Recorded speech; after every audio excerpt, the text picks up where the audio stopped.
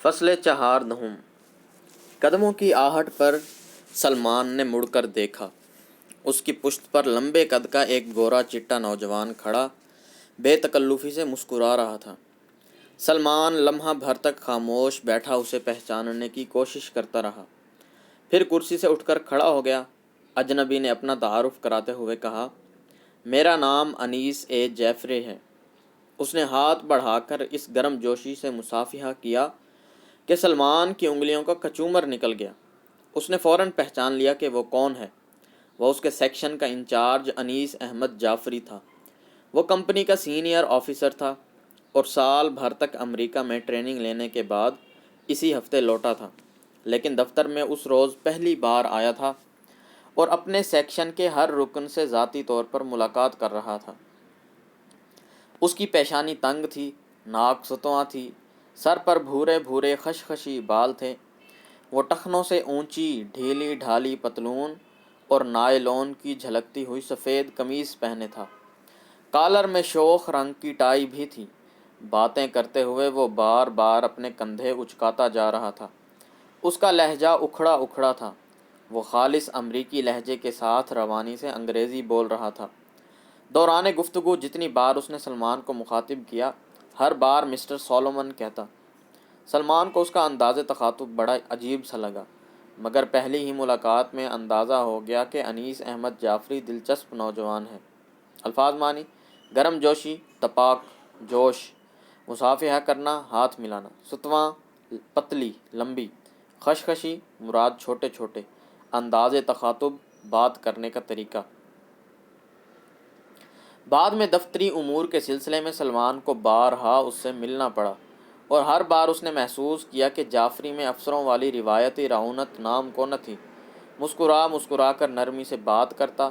اپنے ماتحتوں کے ساتھ اس کا انداز مشفقانہ ہوتا۔ اپنے اسی رویے کی بدولت وہ انہیں ناراض کیے بغیر زیادہ سے زیادہ کام کراتا تھا۔ یہ تکنیک اس نے سال بھر کی ٹریننگ میں بڑی مہارت کے ساتھ سیکھی تھی۔ دفتر کے مقررہ اوقات کے علاوہ اگر وہ سلمان کو روکنا چاہتا تو پوچھتا، مسٹر سولومن، کیا میں دریافت کر سکتا ہوں آج شام کے لیے آپ کا کیا پروگرام ہے؟ سلمان فوراً سمجھ جاتا کہ اس کا استفسار کا کیا مطلب ہے۔ اگر اس کا کوئی پروگرام بھی ہوتا تب بھی اس کا اظہار نہ کرتا، اس لیے کہ وہ اسے ناخوش نہیں کرنا چاہتا تھا۔ وہ بلا جھجک کہہ دیتا، جی نہیں، آج شام میرا کوئی خاص پروگرام نہیں۔ جعفری بڑے رسمی سے انداز سے کہتا، کیا آپ مجھے اجازت دیں گے کہ میں آپ کی اس شام کا کچھ وقت لے لوں؟ اس کے بعد وہ کوئی کام سلمان کے سپرد کر دیتا۔ اکثر وہ سیکشن کے دوسرے ملازمین کی طرح سلمان کو بھی اتوار اور دوسری چھٹیوں پر بلا لیتا۔ جب کبھی ایسی ضرورت پیش آتی تو وہ گھنٹی بجا کر پہلے چپڑاسی کو بلاتا، کینٹین سے چائے یا کافی منگواتا اور اپنا امریکی برانڈ کا سگریٹ پیش کر کے کہتا، مسٹر سولومن، کیا آپ اپنی ڈائری دیکھنے کی زحمت گوارا کریں گے؟ میں دریافت کرنا چاہوں گا کہ اتوار کے لیے آپ کے کیا کیا انگیجمنٹس ہیں۔ میں سمجھتا ہوں کہ آپ آؤٹنگ کے موڈ میں تو ہرگز نہیں ہیں، اور پکنک کے لیے موسم بڑا رف ہے۔ سلمان بغیر ڈائری دیکھے کہہ دیتا، میری ڈائری میں اس اتوار کا صفحہ بالکل خالی ہے۔ جعفری سرپرستانہ انداز میں مسکرا کر کہتا، اس عمر میں لڑکوں کو اتنا صوفی نہیں بننا چاہیے۔ پھر لمحہ بھر توقف کرنے کے بعد وہ حرف مطلب پر آ جاتا۔ حسب معمول بڑے تکلف کے ساتھ کہتا، اگر آپ ہالی ڈے کے موڈ میں نہیں ہیں تو میں آپ سے یہ توقع رکھ سکتا ہوں کہ آپ اپنا قیمتی وقت بستر پر صرف کرنے کے بجائے دفتر کو دے دیں۔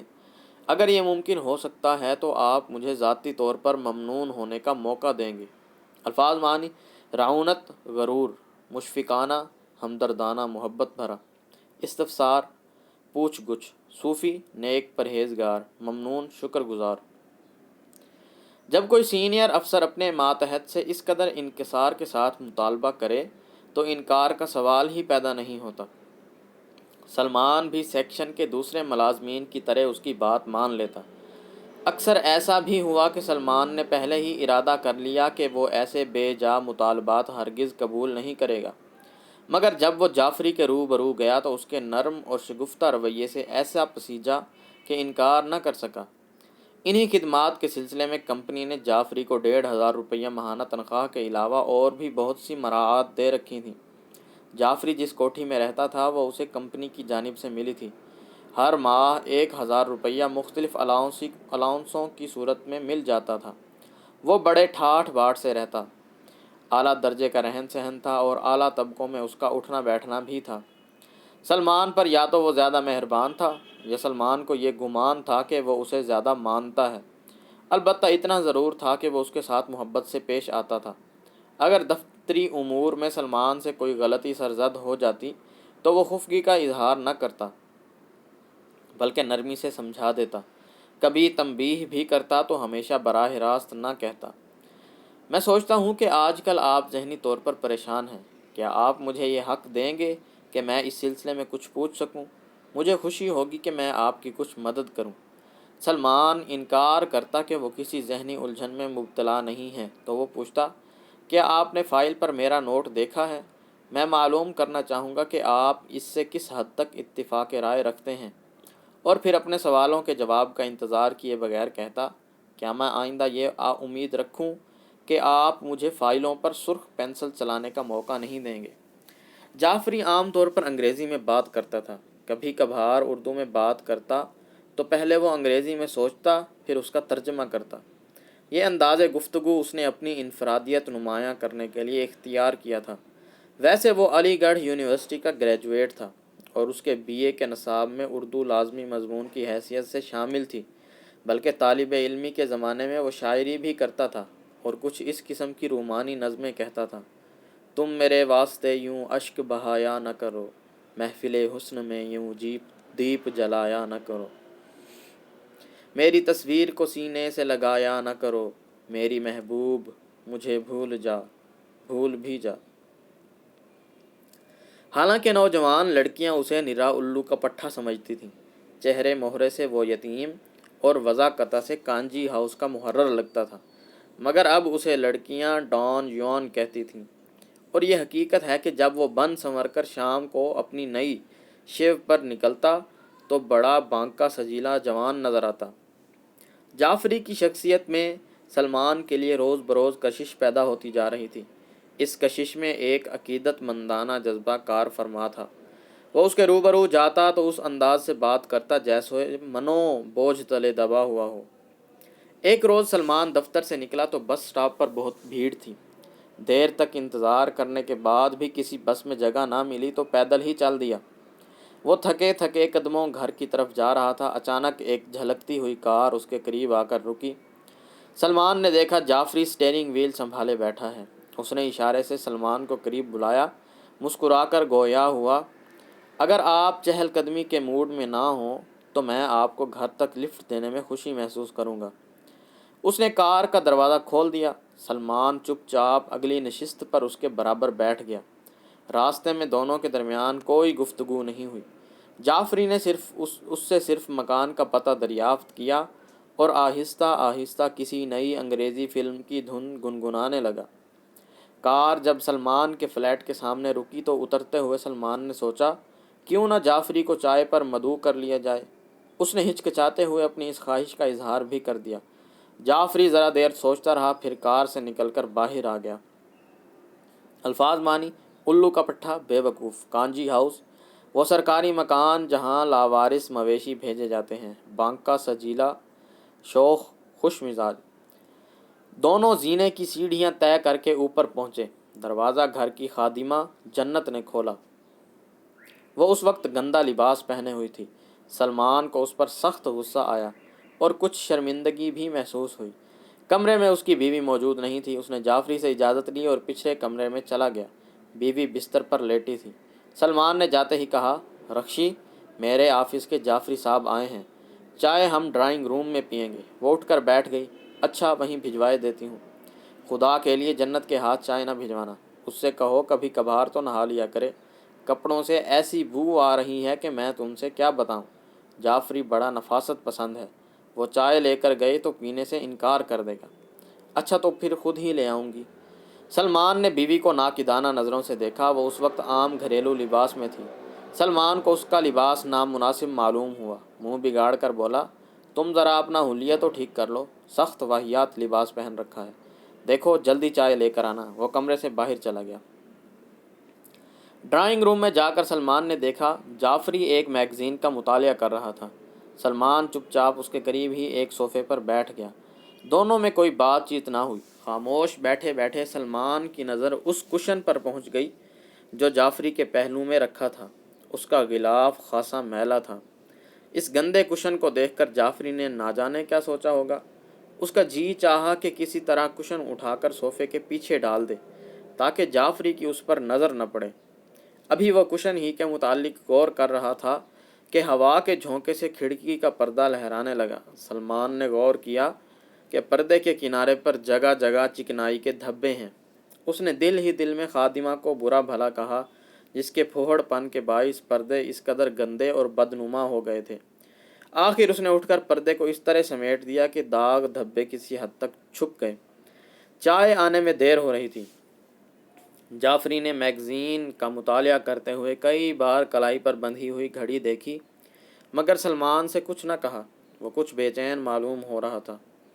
الفاظ معنی: نفاست پسند، صفائی کو پسند کرنے والا، کشن، گدا، پھوہڑ پن، بد سلیقگی، بے ہنری۔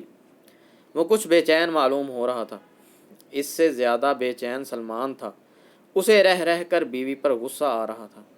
کوئی 20 منٹ بعد جنت چائے کا سامان لے کر آئی۔ اب اس نے کپڑے تبدیل کر لیے تھے اور کسی حد تک صاف ستھری نظر آ رہی تھی۔ سلمان کو قدرے اطمینان ہوا چائے کا سامان رکھا ہی جا رہا تھا کہ رخشندہ پردہ ہٹا کر کمرے میں داخل ہوئی۔ اس وقت وہ ہلکا گلابی لباس پہنے ہوئے تھی۔ اس نے میک اپ میں خاصا اہتمام کیا تھا۔ سلمان نے بیوی کو دیکھا، وہ اس وقت کچھ زیادہ ہی حسین اور دلکش نظر آ رہی تھی۔ جعفری احتراماً کھڑا ہو گیا۔ سلمان نے جعفری سے بیوی کا تعارف کراتے ہوئے خوشی محسوس کی۔ یہ خوشی ایسی ہی تھی جیسے جدید ترین ماڈل کی کار، شاندار کوٹھی یا اعلیٰ نسل کا کتا رکھ کر محسوس کی جاتی ہے۔ جعفری نے رخشندہ سے بات چیت کرنے کی کوشش کی مگر وہ اس قدر حجاب محسوس کر رہی تھی کہ جعفری زیادہ بات نہ کر سکا۔ وہ تمام عرصہ نظریں جھکائے خاموش بیٹھی رہی۔ البتہ سلمان بہت چہک رہا تھا۔ وہ خام خواہ بیوی سے چھیڑ کر باتیں کر رہا تھا اور بات بات پر ہنس رہا تھا۔ اس کی مسرت میں بچوں کی سی سادگی سی تھی۔ چائے پینے کے بعد جعفری زیادہ دیر نہ ٹھہرا۔ اسے کسی سے ملنے کے لیے جانا تھا۔ وہ سلمان اور رخشندہ کا شکریہ ادا کر کے چلا گیا۔ سلمان اسے کار تک رخصت کرنے گیا۔ چند ہی روز بعد دفتر میں چھٹی ہونے سے قبل کچھ دیر جعفری اس کے پاس آیا، مسکرا کر گویا ہوا، سولومن، اس روز چائے پر تمہارے ہاں کیا چیز تھی؟ لمحہ بھر کے لیے وہ رکا۔ میں غلطی نہیں کر رہا ہوں تو شاید وہ پکوڑے تھے۔ کیا تم میرے خیال کی تائید کرو گے؟ جی ہاں، وہ پکوڑے ہی تھے۔ کیا آپ کو پسند آئے تھے؟ میں سمجھتا ہوں کہ مجھے ان کا ذائقہ پسند آیا تھا۔ کیا تم آج شام مجھے چائے کی دعوت دے رہے ہو؟ لیکن پکوڑے کا آئٹم ضرور ہو۔ ان کے لیے میں شام کا بہترین پروگرام بھی قربان کر سکتا ہوں۔ سلمان اسے چائے پلانے پر خوشی سے تیار ہو گیا۔ شام کو وہ جعفری کے ساتھ کار میں بیٹھ کر گھر پہنچا۔ چائے کے ساتھ خاص طور پر پکوڑے تیار کیے گئے۔ جعفری نے بڑے شوق سے کھائے۔ اس روز وہ قطعی بے تکلفی کے موڈ میں تھا۔ الفاظ معنی: حجاب، شرم، تائید، حمایت۔ چائے کے دوران اس نے دلچسپ لطیفے سنائے، سلمان اور رخشندہ کو خوب ہنسایا۔ چائے سے فارغ ہونے کے بعد اس نے پکچر کا پروگرام بنایا اور اصرار کر کے دونوں کو اپنے ہمراہ لے گیا۔ سنیما گھر میں بھی وہ بڑا ہنس مکھ اور خوش طبع نظر آ رہا تھا۔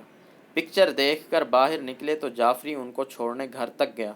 سلمان نے کھانے کے لیے کہا تو وہ مزید اصرار کے بغیر آمادہ ہو گیا۔ کھانا کھا کر بھی وہ رات گئے تک بیٹھا باتیں کرتا رہا۔ وہ سلمان کے فلیٹ سے نکلا تو 11:30 بج رہے تھے۔ نیاز کے قتل کے چند گھنٹے کے بعد ایک پولیس سب انسپکٹر 3 کانسٹیبلوں کے ہمراہ کوٹھی پر پہنچا۔ اس نے جائے واردات کا معائنہ کیا۔ نیاز کی لاش ابھی تک خون میں ڈوبی فرش پر پڑی تھی۔ اس کی آنکھیں خوفناک طریقے پر پھٹی ہوئی تھیں۔ سر کے بال بکھر کر پیشانی پر آ گئے تھے۔ چہرہ سیاہ پڑ گیا تھا۔ وہ دیوار کے قریب چت پڑا تھا۔ لاش سے کچھ فاصلے پر سلطانہ سر جھکائے بیٹھی تھی۔ نہ وہ رو رہی تھی نہ جسم کو حرکت دے رہی تھی۔ اس کے ساتھ خانسامہ تھا اور خادمہ بھی قریب ہی سہمی ہوئی بیٹھی تھی۔ فرش پر، دیواروں پر، لال لال خون بکھرا ہوا تھا۔ کمرے کا ماحول بڑا ہیبت ناک تھا۔ سب انسپکٹر کمرے میں تفتیش کے لیے داخل ہوا۔ سلطانہ نے دیکھا نوشا بھی پولیس کے ہمراہ تھا۔ وہ کانسٹیبلوں کی حراست میں سر جھکائے آہستہ آہستہ چل رہا تھا۔ اس کے ہاتھوں میں ہتھ کڑیاں پڑی تھیں، کپڑوں پر جگہ جگہ خون کے دھبے تھے، آنکھیں سرخ اور وحشت ناک تھیں۔ سلطانہ لمحہ بھر تک ٹکٹکی باندھے نوشا کو دیکھتی رہی، پھر دونوں ہاتھوں سے منہ چھپا کر بے اختیار رونے لگی۔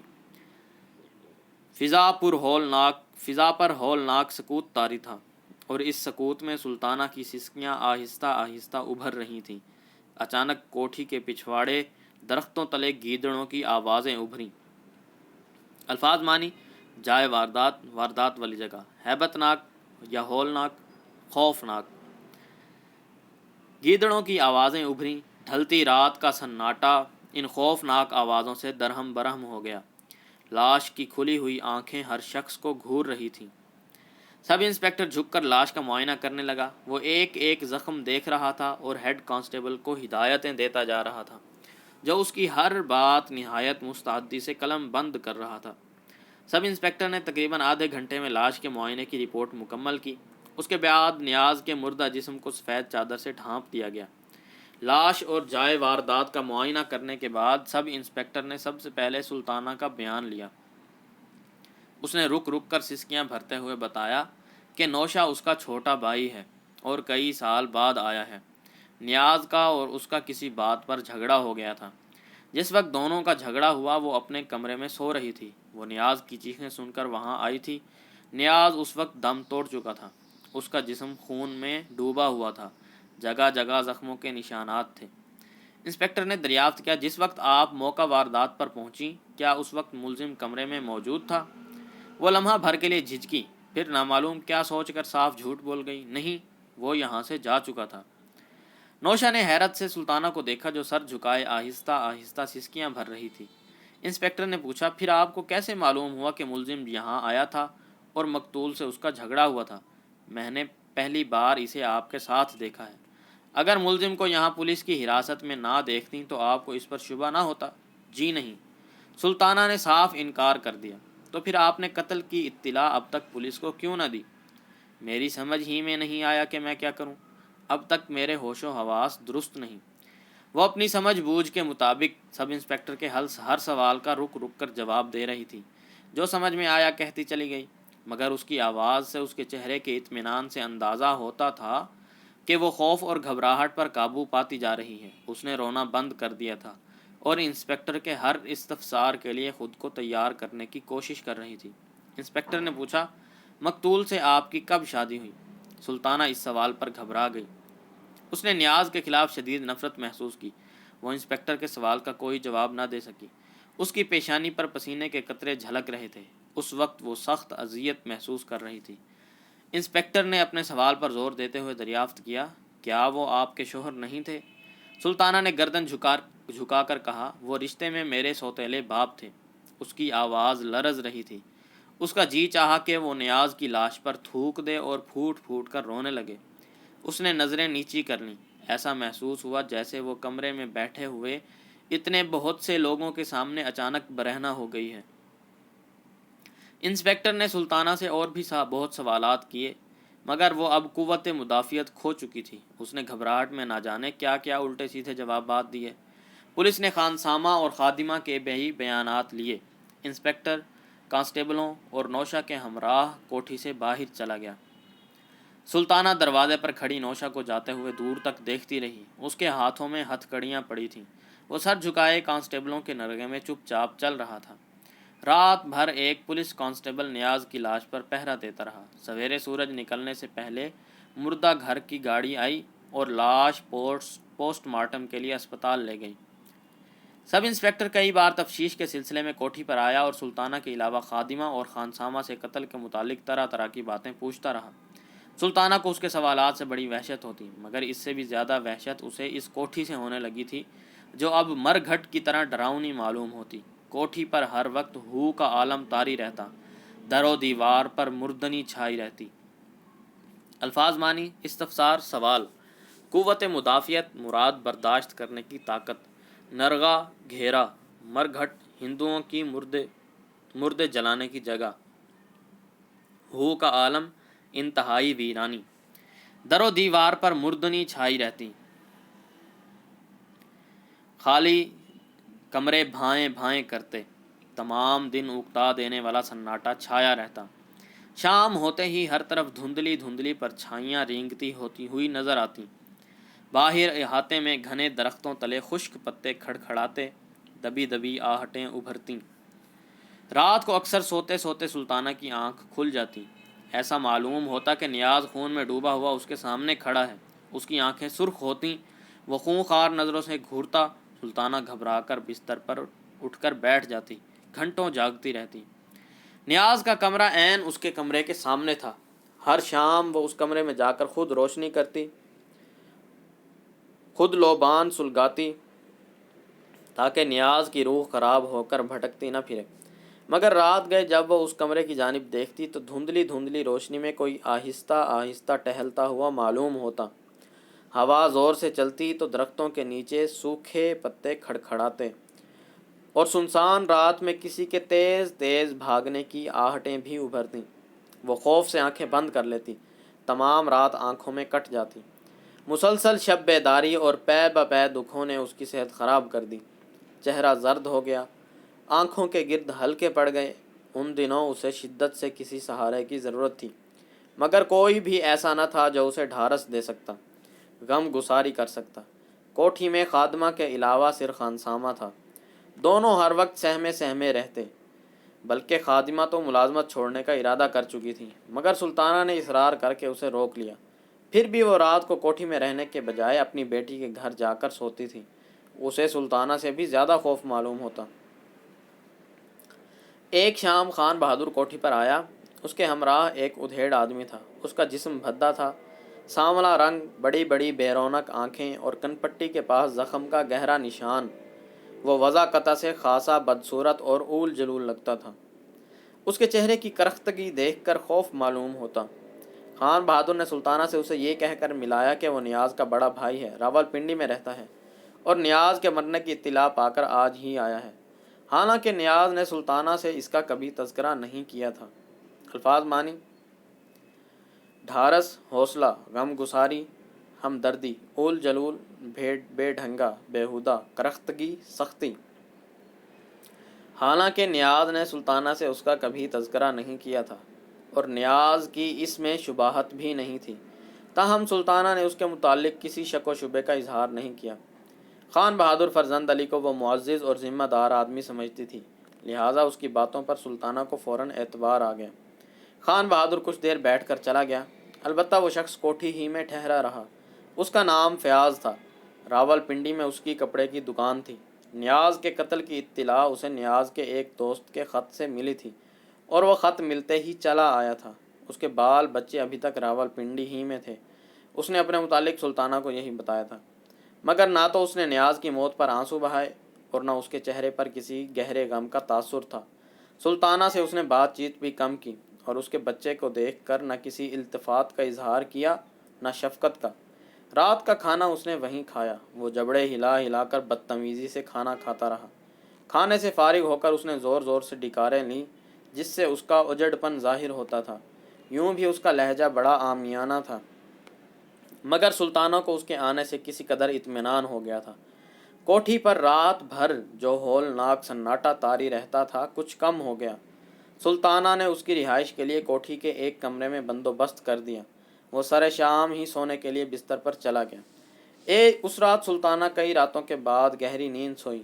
سویرے اٹھ کر اس نے فیاض کے لیے ناشتہ اپنی نگرانی میں تیار کرایا اور اس میں خاصا اہتمام کیا۔ وہ اس کے سامنے جس وقت بھی جاتی دوپٹے کے آنچل سے سر ڈھک لیتی، بات کرتی تو نظریں نیچی کر کے۔ وہ اس کا احترام بالکل اپنے جیٹھ کی طرح کر رہی تھی۔ فیاض دوپہر تک اپنے کمرے میں رہا، پھر وہ کوٹھی سے باہر چلا گیا۔ رات کو واپس آیا۔ اس کا یہ معمول ہو گیا تھا کہ شام کو باہر رہتا۔ سلطانہ کے ساتھ پہلے ہی دن سے اس کا جو رویہ تھا وہ برقرار رہا۔ وہ اس سے بہت کم بات چیت کرتا، اس کا زیادہ تر وقت کمرے کے اندر ہی گزرتا۔ فیاض کو آئے ہوئے چوتھا یا پانچواں دن تھا، دوپہر کا وقت تھا۔ سلطانہ اپنے کمرے میں سو رہی تھی۔ اچانک شور سن کر اس کی آنکھیں کھل گئیں۔ وہ گھبرا کر اٹھ بیٹھی۔ الفاظ معنی: شباہت، شکل و صورت کی مشابہت، التفات، توجہ، محبت، اجڑ پن، جہالت، سرے شام، شام ہوتے ہی۔ اس نے سنا فیاض خادمہ کو ڈانٹ رہا تھا، اس کی آواز اونچی تھی، وہ گندی گندی گالیاں بک رہا تھا۔ سلطانہ سکتے کیسے عالم میں خاموش بیٹھی تھی۔ اسی اثناء میں خادمہ روتی ہوئی دروازے پر نمودار ہوئی۔ اس نے کمرے میں داخل ہوتے ہی کہا: بیگم صاحبہ، میرا حساب کر دیجیے، میں اب آپ کی نوکری نہیں کر سکتی۔ سلطانہ نے اسے سمجھانے کی کوشش کی مگر وہ سخت ناراض معلوم ہوتی تھی۔ منہ بگاڑ کر بولی: میں آپ کی ٹہل چاکری کرتی ہوں، پر اس کا مطلب یہ نہیں میں نے عزت بھی بیچ دی ہے۔ میں اس طرح گالیاں نہیں سن سکتی۔ خادمہ برابر بڑبڑا رہی تھی اور سلطانہ اسے سمجھا رہی تھی کہ ملازمت چھوڑ کر نہ جائے۔ اسی اثناء میں سامنے سے فیاض آتا ہوا نظر آیا۔ اس کی بڑی بڑی بے رونق آنکھیں چڑھی ہوئی تھیں، پیشانی پر بل تھے، اس کا کرخت چہرہ جھلسا ہوا لگ رہا تھا۔ آتے ہی گرج کر بولا: یہ حرام زادی یہاں بیٹھی کیا فیل مچا رہی ہے؟ خادمہ نے فوراً کہا: دیکھیے بیگم صاحبہ۔ پھر انہوں نے گالی دی: میں اگر کچھ کہہ سن دوں گی تو پھر مجھے نہ کہیے گا۔ فیاض نے اسے قہر آلود نظروں سے دیکھا اور ڈپٹ کر بولا: ابھی یہاں سے نکل جا، میں تیری صورت دیکھنا نہیں چاہتا، سور کی بچی، حرام زادی، کنجری۔ فیاض گالیاں دینے لگا۔ خادمہ تھی تو ادھیڑ مگر دبنگ عورت تھی، اس نے بھی ترکی بترکی جواب دیا۔ فیاض مارنے کے لیے جھپٹا۔ سلطانہ اگر نہ روکتی تو شاید وہ خادمہ کو مارتا بھی، وہ پاگلوں کی طرح گلا پھاڑ پھاڑ کر چیخ رہا تھا۔ خادمہ روتی پیٹتی گھر سے چلی گئی۔ سلطانہ کو خادمہ کے چلے جانے کا بہت افسوس ہوا۔ وہ کام بھی مستعدی سے کرتی تھی اور اس کی غم گسار بھی تھی۔ جب سے نیاز مرا تھا اس وقت سے سلطانہ کے لیے اس کی اہمیت اور بڑھ گئی تھی۔ وہ ہر معاملے میں اس سے مشورہ کر لیتی، دل گھبراتا تو گھنٹوں اس کے ساتھ بیٹھی ادھر ادھر کی باتیں کیا کرتی، اس طرح اس کا دل بہل جاتا تھا۔ الفاظ معنی: ہو کا عالم، بے حس و حرکت ہونا، ٹہل چاکری کرنا، خدمت کرنا، ملازمت کرنا، فیل مچانا، شور شرابہ کرنا، قہر آلود، غصے سے بھری ہوئی۔ سلطانہ کو فیاض کا رویہ سخت ناگوار گزرا۔ شام کو خانسامہ پر بھی نزلہ گرا۔ فیاض خام خواہ اس پر برسنے لگا، اسے بھی اس نے چیخ چیخ کر گالیاں دی، مگر خانسامہ ٹھنڈے مزاج کا آدمی تھا، اس نے زبان سے اف تک نہ کی، سر جھکائے خاموشی سے فیاض کی گالیاں سنتا رہا۔ تھوڑی دیر بعد سلطانہ اس کے پاس گئی۔ اس نے دیکھا خانسامہ باورچی خانہ میں چپ چاپ بیٹھا تھا، اس کا چہرہ بہت افسردہ نظر آ رہا تھا۔ سلطانہ نے تسلی دینے کی کوشش کی تو وہ آبدیدہ ہو گیا، بھرائی ہوئی آواز میں بولا: بیگم صاحبہ، اپنی قسمت ہی میں در بدر کی ٹھوکریں کھانی لکھی ہیں، میں تو سوچا تھا کہ آپ ہی کے قدموں میں ساری زندگی گزار دوں گا، مگر ایسا معلوم ہوتا ہے کہ اب یہاں سے بھی میرا آب و دانہ اٹھ چکا ہے۔ سلطانہ دیر تک خانسامہ کو سمجھاتی رہی۔ جب اسے سمجھا بجھا کر باورچی خانہ سے باہر نکلی تو اس نے فیاض کو اپنے کمرے کے سامنے ٹہلتے ہوئے پایا۔ وہ اسے دیکھتے ہی بولا: دیکھو جی، تمہاری یہ عادتیں مجھے بالکل پسند نہیں، تم نے نوکروں کو بہت سر پر چڑھا رکھا ہے، سالے ایک نمبر کام چور ہو گئے ہیں۔ سلطانہ نے اس کی بات کا کوئی جواب نہیں دیا، چپ چاپ اپنے کمرے میں چلی گئی۔ ننھا ایاز رو رہا تھا، وہ اسے گود میں لے کر کمرے کے اندر ٹہلنے لگی۔ فیاض کا رویہ خانسامہ کے ساتھ روز بروز خراب ہوتا گیا۔ وہ بات بات پر اس پر برس پڑتا، گندی گندی گالیاں دیتا۔ سلطانہ اگر بات رفع دفع کرنے کی غرض سے کچھ کہتی تو وہ آنکھیں نکال کر اس پر بھی غرانے لگتا۔ اب وہ گھر کے ہر معاملے میں ٹانگ اڑانے لگا تھا، ایک ایک بات کی چھان بین کرتا، یہ کیوں ہوا، یہ کس کے لیے کیا گیا، وہ کیا ہے۔ اس کی ان حرکتوں نے چند ہی روز میں سلطانہ کو پریشان کر دیا۔ پھر اور بھی نئی نئی باتیں سامنے آئیں۔ فیاض نے ڈرائیور کو علیحدہ کر دیا اور کار گیراج سے نکال کر نہ جانے کہاں لے گیا۔ سلطانہ نے پوچھا تو اس نے بڑی بے رخی سے کہا: مرمت کے لیے گئی ہے، حالانکہ کار بالکل ٹھیک چل رہی تھی۔ مگر فیاض نے اس طرح تیوری پر بل ڈال کر بے رخی سے جواب دیا کہ وہ مزید استفسار نہ کر سکی۔ کچھ عرصے بعد وہ اپنی ہی وضاقتہ کے ایک اور شخص کو بھی لے آیا۔ وہ 24-25 سال کا نوجوان تھا، صورت شکل سے اوباش معلوم ہوتا تھا، تمام دن ڈرائنگ روم میں پڑا رہتا، لہک لہک کر فلمی گیت گاتا، گھٹیا قسم کے سگریٹ پیتا اور ماچس کی جلی ہوئی تیلیاں اور سگریٹ کے ٹکڑے کمرے کے اندر بکھیر دیتا۔ صوفوں پر اس نے جگہ جگہ تیل کے داغ دھبے ڈال دیے تھے، کھڑکیوں اور دروازوں کے پردوں سے تولیہ کا کام لیتا، دونوں وقت ڈھیر بھر کھانا کھاتا اور چائے کے کئی کئی کپ ایک ہی وقت میں پی جاتا۔ وہ کام کاج کچھ نہیں کرتا تھا، بس ہر وقت ڈرائنگ روم میں بیٹھا رہتا۔ رات ہوتی تو فیاض کے کمرے میں جا کر سو جاتا، کہیں آتا جاتا بھی نہیں تھا، ہر وقت کوٹھی میں موجود رہتا۔ سلطانہ جب اس کے سامنے جاتی تو برابر گھورتا رہتا، لفنگوں کی طرح ٹھنڈی ٹھنڈی سانسیں بھرتا اور گھٹیا فلمی گیت گنگنانا شروع کر دیتا۔ اس کا نام کرم الہی تھا، مگر وہ چند ہی روز میں سلطانہ کے لیے قہر الہی بن گیا۔ سلطانہ ان تبدیلیوں پر غور کر ہی رہی تھی کہ فیاض نے ایک روز بڑی عجیب حرکت کی۔ اس نے نیاز کا سارا سامان اٹھوا کر ایک کمرے میں بند کر دیا، ہر کمرے کی تلاشی لینے لگا، ہر الماری اور ٹرنک کھول کر دیکھا۔ اس نے سلطانہ کے زیورات اور کپڑے دیکھنے کی خواہش کا بھی اظہار کیا اور الماریوں کی کنجیاں بھی طلب کیں۔ سلطانہ نے پہلے تو ٹالنا چاہا، مگر جب وہ بار بار اصرار کرنے لگا تو اس نے صاف انکار کر دیا۔ وہ بگڑ کر بولا، اگر تم نے کنجیاں نہ دیں تو میں تمہاری ساری الماریاں اور بکسے اٹھوا کر دوسرے کمرے میں بند کر دوں گا۔ اس دھمکی پر سلطانہ بھی جھنجھلا اٹھی۔ دیکھیے، میں آپ کی ہر بات خاموشی سے برداشت کرتی رہی، اب آپ حد سے گزرتے جا رہے ہیں۔ میں نے کہہ دیا کہ نہ میں اپنے صندوق اور الماریوں کی آپ کو کنجیاں دوں گی اور نہ ان پر کسی کو ہاتھ لگانے دوں گی، تو پھر پچھتاؤ گی۔ فیاض نے کھل کر دھمکی دی۔ سلطانہ جل کر بولی، جائیے، جو آپ سے کیا جائے کر لیجیے۔ فیاض آنکھیں نکال کر بولا، میں تم کو کھڑے کھڑے یہاں سے نکال سکتا ہوں، تم کون ہوتے ہو مجھے یہاں سے نکالنے والے؟ اچھا، تو تم کو اب تک یہ پتہ نہیں کہ اس گھر کا مالک کون ہے؟ سلطانہ نے تل ملا کر کہا، اس گھر کی مالکہ میں ہوں، کان کھول کر سن لو۔ فیاض بے ڈھنگے پن سے ٹھٹھا مار کر ہنسنے لگا، کہیں اس گمان میں بھی نہ رہنا، جس وقت چاہوں گا ہاتھ پکڑ کر باہر کھڑا کر دوں گا، بھیک مانگتی پھروگی۔ سلطانہ نے تیکھے لہجے میں کہا، ذرا نکال کر تو دیکھو۔ وہ غصے سے بڑبڑانے لگی، نہ جانے کہاں سے آ گئے، مرنے والے کے بڑے بھائی بن کر۔ اس کی زندگی میں تو کبھی یہ بھی نہ پوچھا کہ زندہ ہے یا مر گیا، اب مرنے کے بعد اس کے مال پر کفن کھسوٹوں کی طرح قبضہ کرنے آ گئے۔ اگر خان بہادر صاحب نہ کہتے تو میں تم کو یہاں گھسنے بھی نہ دیتی۔ ابھی وہ غصے میں نہ جانے اور کیا کچھ کہتی کہ فیاض نے چیخ کر کہا، اب تم اپنی زبان بند کر لو ورنہ اچھا نہ ہوگا۔ سلطانہ اس کی لال لال آنکھیں دے کر چپ ہو گئی۔ شور سن کر کرم الہی اور اس کے پیچھے خانسامہ بھی آ گیا۔ فیاض خاموش کھڑا قہر آلود نظروں سے سلطانہ کو گھورتا رہا، پھر تیز تیز قدم اٹھاتا ہوا کوٹھی سے باہر چلا گیا۔ رات سے ننھے ایاز کی طبیعت خراب تھی، وہ مسلسل رو رہا تھا۔ سلطانہ نے جھنجھلا کر بچے کی کمر پر اس زور کا دہتڑ مارا کہ وہ بلبلا اٹھا، چیخ چیخ کر رونے لگا۔ سلطانہ نڈھال ہو کر بستر پر دراز ہو گئی، بچہ بلک بلک کر روتا رہا۔ آخر خانسامہ اسے اٹھا کر کمرے سے باہر لے گیا، چمکار چمکار کر بہلانے کی کوشش کرنے لگا۔ تمام دن وہ کمرے میں مزمحل پڑی رہی۔ شام کو خان بہادر فرزند علی آیا، فیاض اس کے ہمراہ تھا۔ اس نے سلطانہ کو ڈرائنگ روم میں بلوایا۔ بات چیت کا آغاز کرنے سے قبل اس نے فیاض اور کرم الہی کو دوسرے کمرے میں بھیج دیا۔ جب دونوں چلے گئے تو خان بہادر نے بڑے سرپرستانہ انداز میں سلطانہ سے کہا، الفاظ مانی، کفن کسوٹ، لوگوں کا مال کھا جانے والا، مزمحل، اداس، رنجیدہ۔ سلطانہ سے کہا، میں تم کو بہت سمجھدار لڑکی سمجھتا تھا، مگر تم نے بڑی ناسمجھی کا ثبوت دیا۔ تم کو فیاض سے اس طرح لڑائی جھگڑا نہیں کرنا چاہیے۔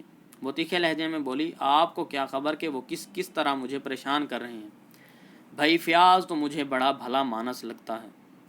خان بہادر نے حیرت کا اظہار کرتے ہوئے کہا، بہرحال میں اسے سمجھا دوں گا کہ وہ کوئی ایسی بات نہ کرے جس سے تم کو تکلیف پہنچے، مگر اس کے ساتھ ہی میں تم سے یہ بھی کہوں گا کہ زیادہ غصہ کرنا چھوڑ دو۔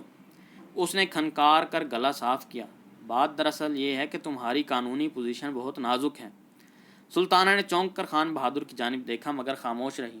خان بہادر اپنے مخصوص انداز میں سنبھل کر بولتا رہا، مصیبت یہ ہے کہ نیاز کے ساتھ تمہارا باقاعدہ نکاح بھی نہیں ہوا۔ سلطانہ دل گرفتہ ہو کر بولی، میں نے تو کئی بار کہا، مگر وہ ہمیشہ ٹالتے رہے۔ وہ ٹالتا نہیں رہا، بلکہ ایسا کر بھی نہیں سکتا تھا۔ خان بہادر نے بتایا، اس نے مجھ سے بھی اس سلسلے میں ذکر کیا تھا، مگر میں نے اسے منع کر دیا۔ کیوں؟ سلطانہ کے لہجے میں استعجاب تھا۔ وہ ایسا ہے کہ تمہاری ماں چونکہ نیاز کی بیوی رہ چکی تھیں، لہذا شرعی طور پر نیاز کے ساتھ تمہارا نکاح نہیں ہو سکتا۔ یہ فقہی مسئلہ ہے۔ میں نے صحیح صورتحال بتا دی، تم چاہو تو کسی عالم میں دین سے اس کی تصدیق کر سکتی ہو۔ خان بہادر نے اپنی بات پر زور دیتے ہوئے کہا، برا نہ ماننا، سچ پوچھو تو تمہاری حیثیت نیاز کی داشتہ سے زیادہ نہیں۔ سلطانہ کے دل پر شدید ٹھیس لگی، وہ غم و غصے سے تل ملا کر رہ گئی۔ خان بہادر اس کے جذبات و احساسات سے بے نیاز بولتا رہا، میں تم کو یہی مشورہ دوں گا کہ فیاض سے نہ بگاڑو، جو کہتا ہے مان لو۔ اس نے تسلی دینے کی کوشش کی، بھائی کیا کیا جائے، اللہ نے تم پر وقت ہی ایسا ڈالا ہے۔ سلطانہ نے کہا، انہوں نے ہر چیز پر قبضہ کر لیا ہے۔ سلطانہ نے کہا، انہوں نے ہر چیز پر قبضہ کر لیا ہے، اب وہ میرے زیورات اور کپڑے لتے بھی ہتھیانا چاہتے ہیں۔ آخر میرا بھی تو کوئی حق ہے، پھر میرا بچہ ہے، وہ کس کی اولاد ہے؟ الفاظ معنی، بھلا مانس، شریف، شرعی طور پر قانون اسلام کے مطابق، فقہی مسئلہ، دینی مسئلہ، داشتہ بے نکاحی بیوی، وہ کس کی اولاد ہے؟ کیا باپ کی جائیداد پر اس کا کوئی حق نہیں؟ میں نے تم کو مسئلے کی شرعی نوعیت بتا دی۔ خان بہادر نرم لہجے میں بولا، اپنی قانونی حیثیت کے بارے میں جاننا چاہتی ہو تو میں یہ کہوں گا، تمہارا نیاز کی جائیداد پر کوئی حق نہیں بنتا۔ اس نے نظر بھر کر سلطانہ کو دیکھا، جو سر جھکائے بجھی سی بیٹھی تھی۔ نیاز کو تمہارے باپ کی حیثیت سے دیکھا جائے تب بھی سوتیلی اولاد ہونے کے رشتے سے اس کے ترکے میں تمہارا کوئی حصہ نہیں ہو سکتا۔ رہ گیا بچہ، وہ بھی نیاز کی ناجائز اولاد ہے، اس کا بھی حق نہیں بنتا۔ سلطانہ نے خان بہادر کو قائل کرنے کی آخری کوشش کی، مگر اس کے باپ کی حیثیت سے تو ہر جگہ انہی کا نام لکھا گیا ہے۔ خان بہادر مسکرا کر بولا، تم کسی کا بھی نام لکھوا دو، مگر قانون تو یہ نہیں تسلیم کرے گا کہ اس بچے کا باپ نیاز ہی تھا۔ اس نے اپنے ہاتھ سے تو لکھا نہیں کہ یہ میرا بچہ ہے۔ سلطانہ نے جھٹ کہا، اسپتال کے رجسٹر میں انہوں نے خود دستخط کیے تھے، آپ جا کر دریافت کر لیں۔ اگر ایسا بھی ہے تب بھی مجھے علم نہیں کہ اس سلسلے میں قانون کیا کہتا ہے، مگر میں یہ جانتا ہوں کہ اس کے باوجود بھی بہت سی پیچیدگیاں پیدا ہوں گی، عدالت میں اور بھی بہت سے ثبوت مہیا کرنے ہوں گے۔ تم چاہو تو کسی وکیل سے مشورہ کر لو۔ میں کس وکیل کے پاس جاؤں گی؟ سلطانہ نے اپنی مجبوری ظاہر کی، آپ ہی میری مدد کر سکتے ہیں، میرا تو کوئی بھی نہیں۔ اس کی آواز بھرا گئی۔ تم پریشان نہ ہو، خان بہادر نے اسے تسلی دی، میں تو چاہتا ہوں کہ عدالت میں جانے اور مقدمہ بازی کے چکر میں پڑنے کی نوبت ہی نہ آئے۔ تم اطمینان سے یہاں رہو، میں فیاض کو سمجھا دوں گا، اب وہ یہاں کم ہی رہے گا۔ نیاز کے کاروبار کی فی الحال میں دیکھ بھال کر رہا ہوں، مگر میں اسی مہینے عمرہ کرنے مکہ معظمہ جا رہا ہوں، لہذا جلد ہی سب کچھ فیاض کے سپرد کر دوں گا۔ وہ کاروبار کے چکروں میں پھنس جائے گا تو تم سے الجھنے کی اسے فرصت ہی کب ملے گی؟ تم کو گھر کے خرچ کے لیے ہر ماہ جو کچھ ملتا تھا وہ ملتا رہے گا۔ تم کنجیاں اور ضروری کاغذات فیاض کو دے دینا۔ الفاظ معنی، ترکہ، وہ مال و دولت جو کوئی شخص مرنے کے بعد چھوڑ جائے۔ پیچیدگیاں، مشکلات، الجھاؤ۔ تم کنجیاں اور ضروری کاغذات فیاض کو دے دینا تاکہ بینک میں اور دوسری جگہ جو روپیہ پڑا ہے اسے نکال کر کاروبار چلایا جائے۔ مگر سلطانہ کنجیاں دینے پر رضامند نہیں ہوئی۔ خان بہادر نے زیادہ اصرار نہیں کیا، مسکرا کر گویا ہوا، تم فیاض سے بہت بدگمان معلوم ہوتی ہو، خیر اس کی بات چھوڑو، میں جو کچھ کہہ رہا ہوں اس پر 2-4 روز غور کر لو، پھر اطمینان سے جواب دینا۔ خان بہادر زیادہ دیر نہ ٹھہرا، اٹھ کر چلا گیا۔ سلطانہ کو خان بہادر کی باتوں سے قدرے اطمینان ہو گیا۔ اس نے سوچا اگر خان بہادر نے زیادہ اصرار کیا تو وہ تمام کنجیاں اور کاغذات اس کے ہاتھ میں دے دے گی۔ وہ اسے شریف اور معقول آدمی سمجھتی تھی، اسے یقین تھا کہ وہ جو کچھ کرے گا اس کی بہتری کے لیے کرے گا۔ سلطانہ بہت دیر تک انہی باتوں پر غور کرتی رہی۔ نہ معلوم کتنی رات گزر چکی تھی، دفعتاً آہٹ سے سلطانہ کی آنکھ کھل گئی۔ کمرے کی اس کھڑکی پر جو باغیچے میں کھلتی تھی ایک سایہ نظر آیا، لیکن زیادہ ہی دیر بعد غائب ہو گیا۔ باہر دھندلی دھندلی چاندنی پھیلی تھی، ہوا سنکی ہوئی تھی، درختوں کے نیچے خشک پتوں پر قدموں کی آہٹیں ابھر رہی تھیں، کوئی آہستہ آہستہ چل رہا تھا۔ سلطانہ خوف سے تھرا کر رہ گئی۔ نیاز کے کمرے میں پھیکی پھیکی روشنی پھیلی تھی، وہ ٹکٹکی باندھے اسی طرف دیکھتی رہی۔ نیند اب آنکھوں سے اوجھل ہو چکی تھی، وہ سہمی ہوئی خاموش پڑی رہی۔ تھوڑی دیر بعد کھڑکی کے قریب آہٹ ہوئی۔ سلطانہ نے گھبرا کر دیکھا، کوئی گردن نکالے جھانک رہا ہے۔ دیکھتے دیکھتے وہ کھڑکی پر چڑھ کر دھم سے کمرے کے اندر کودا۔ سلطانہ کی گھگی بند گئی، اس نے چیخنے کے لیے منہ پھاڑا، اسی وقت کسی نے اپنا چوڑا چکلا ہاتھ اس کے منہ پر رکھ دیا۔ کمرے میں اندھیرا تھا، دھندلی دھندلی چاندنی میں اس نے دیکھا فیاض اس کے سینے پر جھکا ہوا کھڑا ہے، اس کی آنکھیں تیزی سے چمک رہی تھیں۔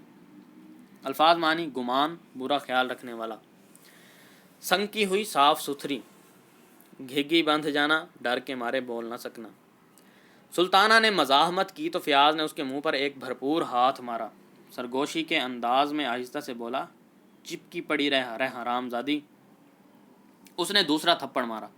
فیاض قوی ہیکل آدمی تھا، سلطانہ کے منہ پر دو بھرپور ہاتھ پڑے تو اس کی بتیسی ہل گئی۔ فیاض دست درازی کرنے لگا، پاگلوں کی طرح اس کا لباس نوچنے لگا۔ سلطانہ برابر مزاحمت کرتی رہی، اس نے چیخنے چلانے کی کوشش کی، لیکن فیاض نے اس کا منہ اپنے چوڑے چکلے مضبوط ہاتھوں سے اس طرح دبوچ رکھا تھا کہ آواز نہ نکل سکی، وہ صرف غیں غیں کرتی رہی۔ ساتھ ہی فیاض بے دردی سے مارتا بھی رہا، آخر وہ تھک کر شل ہو گئی۔ اس نے بے بسی سے فیاض کے آگے ہاتھ جوڑ دیے، بلک بلک کر رونے لگی، مگر فیاض دیوانہ ہو رہا تھا، وہ باز نہ آیا۔ باہر پھیکی پھیکی چاندنی پھیلی تھی، درختوں کے نیچے سوکھے پتے سرگوشیاں کر رہے تھے۔ نیاز کے کمرے میں روشنی مدھم پڑ گئی تھی۔ فیاض کھڑکی سے کود کر باہر چلا گیا، اس کے جاتے ہی کرم الہی اسی راستے سے کمرے کے اندر آ گیا۔ سلطانہ نے جل کر اس کے منہ پر تھوک دیا، مگر وہ بے حیائی سے ہنسنے لگا اور رنڈی بازوں کی طرح چھیڑ چھاڑ کرنے لگا۔ سلطانہ نے ایک بار کچ کچا کے اس کے بازو پر کاٹ لیا، وہ پھر بھی ناراض نہ ہوا، ڈھیٹ بنا مسکراتا رہا۔ کرم الہی کے جانے کے بعد وہ صبح تک بستر پر بے حال پڑی رہی۔ اس کا جسم مردے کی طرح بے جان ہو گیا تھا، روتے روتے آنکھیں سوج گئی تھیں، گلا خشک پڑ گیا تھا۔ قریب ہی پالنے میں اس کا بچہ گہری نیند سو رہا تھا۔ بہت دیر بعد وہ لڑکھڑاتی ہوئی اٹھی، بچہ کو لمحہ بھر تک جھک کر دیکھتی رہی، پھر اسے سینے سے لگا کر سسکیاں بھرنے لگی۔ باہر صبح کا اجالا پھیل رہا تھا، اس نے کپ کپاتے ہاتھوں سے اپنے بکھرے ہوئے بال درست کیے اور تھکی ہوئی سی بستر پر گر پڑی۔ اس روز اس نے ناشتہ بھی کمرے ہی میں کیا، دوپہر کا کھانا بھی وہیں کھایا۔ برآمدے میں فیاض اور کرم الہی کے زور زور سے بولنے کی آواز آ رہی تھی۔ ان کے سامنے جاتے ہوئے اسے شدید ذہنی کفت محسوس ہو رہی تھی۔ شام ہونے سے کچھ دیر پہلے دونوں کوٹھی سے باہر چلے گئے۔ الفاظ معنی: قوی ہیکل، مضبوط جسم، شل ہونا، نڈھال ہونا، رنڈی باز، عیاش، تماش بین۔ اول شب کو بوڑھا خانسامہ گھبرایا ہوا سلطانہ کے پاس آیا، وہ بڑا خوف زدہ معلوم ہو رہا تھا۔ اس نے چوکنا نظروں سے ادھر ادھر دیکھ کر رازدارانہ لہجہ میں کہا، بیگم صاحبہ، آپ کوٹھی فوراً چھوڑ دیجیے، یہ دونوں ننھے کو قتل کرنے کا پروگرام بنا رہے ہیں، میں نے خود اپنے کانوں سے سنا ہے۔ سلطانہ اس وقت بچے کو گود میں لیے بیٹھی تھی، اس نے جھٹ سے ننھے ایاز کو سینے سے چمٹا لیا، گھبرا کر بولی، یا اللہ، کیا ہونے والا ہے؟ تم مجھے خان بہادر صاحب کے پاس لے چلو۔ وہ بولا، وہی تو یہ سب کچھ کرا رہے ہیں، آپ کو یہ بھی پتہ نہیں؟ اس انکشاف پر وہ ششدر رہ گئی، یقین نہ آنے کیسے انداز میں بولی، نہیں خان سامہ، وہ اس قدر بے رحم نہیں ہو سکتے، آپ کیسی باتیں کر رہی ہیں؟ کسی اور نے نہیں، خود کرم الہی نے مجھے بتایا ہے۔ یہ فیاض نیاز وہی کہاں ہے؟ خان بہادر صاحب نے خام خواہ کا ڈھونگ رچایا ہے، یہ تو جائیداد پر قبضہ کرنے کا چکر ہے۔ وہ بے بسی سے بولی، تو اب تم ہی بتاؤ میں کیا کروں، کہاں جاؤں، کس کے پاس جاؤں؟ اس کی آواز بھرا گئی، وہ بلک بلک کر رونے لگی۔ بوڑھا خان سامہ ذرا دیر خاموش رہ کر بولا، میرا چھوٹا بھائی یہیں شہر میں رہتا ہے، آپ میرے ساتھ وہاں چلی چلیں، مجھے بھی ان لوگوں سے بہت ڈر لگتا ہے، کرم الہی مجھے کئی بار دھمکی دے چکا ہے، اس کے خوف سے تو میں آپ کے پاس اب تک آیا نہیں، خدا قسم میں تو کب کا یہاں سے کام چھوڑ کر چلا جاتا، مگر آپ کی وجہ سے اب تک پڑا ہوا ہوں۔ دونوں آہستہ آہستہ باتیں کرتے رہے کہ اب کیا کیا جائے۔ آخر یہی طے ہوا کہ فوراً کوٹھی چھوڑ دی جائے۔ یہ منصوبہ بنانے کے بعد سلطانہ نے سوچا کہ وہ اپنے زیورات اور قیمتی کپڑے لے کر فیاض اور کرم الہی کے واپسی سے قبل خانسامہ کے ہمراہ چلی جائے، مگر اس نے جب اس کمرے میں جس میں سارا قیمتی سامان رکھا تھا جا کر دیکھا تو اس کی آنکھیں پھٹی کی پھٹی رہ گئیں۔ الفاظ معنی: ششدر، حیران و پریشان، ڈھونگ رچانا، دھوکہ دینا۔ فیاض نے راتوں رات سارے ٹرنک اور سوٹ کیس کمرے سے نکال کر غائب کر دیے تھے۔ اس کی آنکھوں تلے اندھیرا چھا گیا، وہ دیر تک دروازے کا پٹ پکڑے دل گرفتہ کھڑی رہی۔ خان سامہ نے تسلی دی تو وہ کسی قدر سنبھلی۔ اس وقت اس کے پاس کچھ اوپر 100 روپے تھے۔ اس نے ایک سوٹ کیس میں ضروری سامان رکھا اور خان سامہ کو تانگا لانے کے لیے بھیج دیا۔ ذرا دیر بعد تانگا آ گیا، سوٹ کیس اور سامان اس میں رکھ دیا گیا۔ سلطانہ کوٹھی سے باہر جانے لگی تو اچانک اس نے اپنا ارادہ بدل دیا۔ سوچا کہاں ٹھوکریں کھاتی پھرے گی، اس سے تو اچھا یہی ہے کہ کوٹھی میں رہ کر آنے والی مصیبتوں کا مقابلہ کرے۔ مگر اسے فوراً ننھا ایاز یاد آ گیا۔ اب وہی اس کا سہارا رہ گیا تھا۔ وہ اس کی جان خطرے میں ڈالنے کے لیے کسی طرح بھی تیار نہ تھی۔ اس نے حسرت بھری نظروں سے کوٹھی کے در و دیوار کو دیکھا اور آہستہ آہستہ چلتی ہوئی باہر سڑک پر آ گئی۔ تانگے میں بیٹھ کر ایک بار پھر اس نے کوٹھی کو دیکھا۔ اس کی آنکھیں بھر آئیں۔ تانگا آگے روانہ ہو گیا۔